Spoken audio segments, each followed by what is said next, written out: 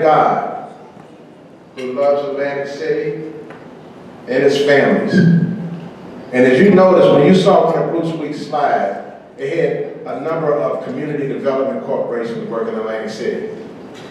One that you didn't see up there yet is Grace Community Development Corporation. Hello, Ellen Fisher. Queen, how you doing?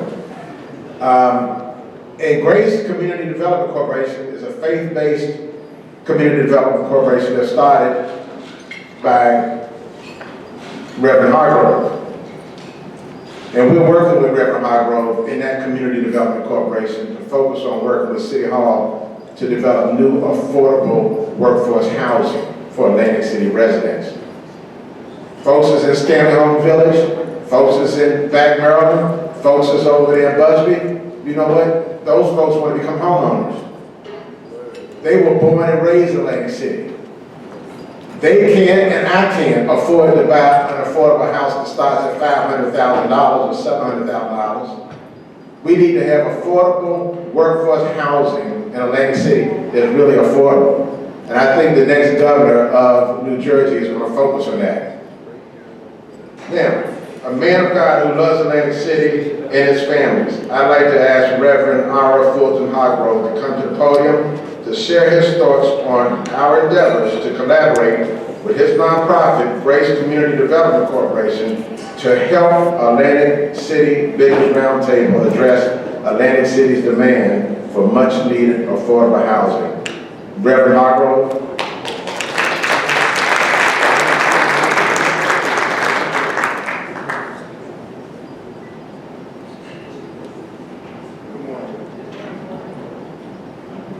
Bruce, thank you. Well planned, well prepared, well presented. Thank you so kindly.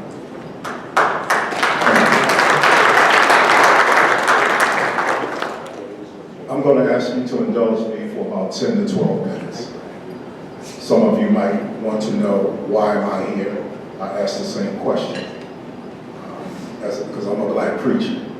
And I looked at the event, I looked at their goals and what it is, and I know that the faith-based community consists of the Islamic community, the Jewish community, and the black church.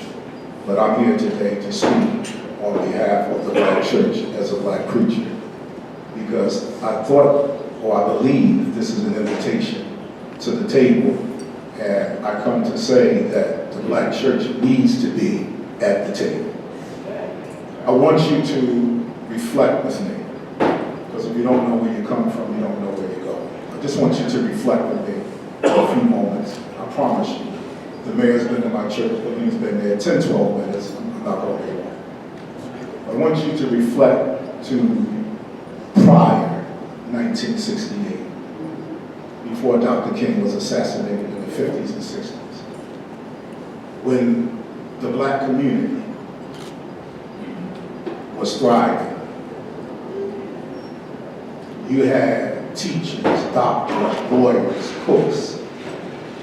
You had people living in the same community.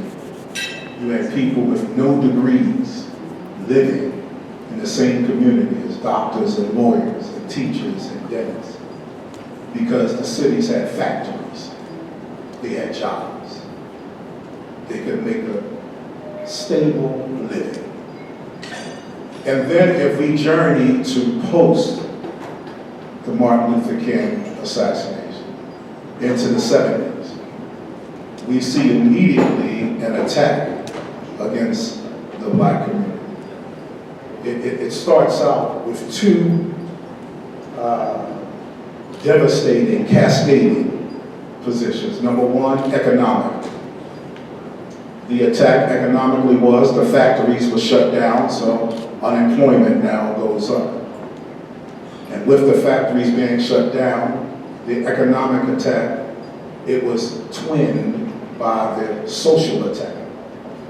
And that was where the government said to the black female, put the black man out and we will treat you well and fair.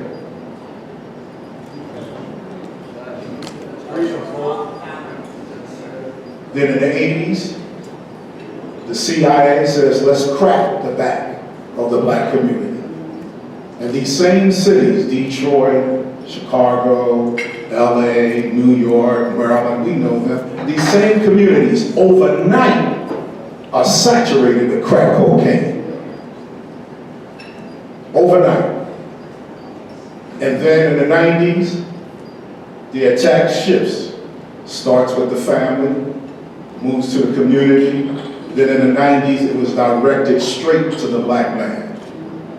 Who can forget the Clinton crime bill? 3 strikes and you're out. Then in the 2000s, President Bush comes up with the new FBI, faith-based initiative. This is where the government gave the black church money to play hide and seek. This is why our large black churches, the mega church, when it comes to education and economic disparities, are quiet. But today I say we need to return to the foundation of the black community, and that's the black church.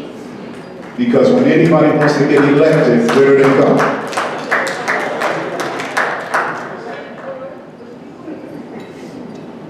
We have in Atlantic City and vicinity an organization that's 99 years old called the Fellowship of Churches of Atlantic City and vicinity. I'm currently the city president. We have in the low 40s of churches representing about 11,800 members. We want a seat at the table because we do not plan to give our vote for free no more. We do not plan to allow our cities to continue to operate and only knock on our door when it's time for our vote. We want to be at the table.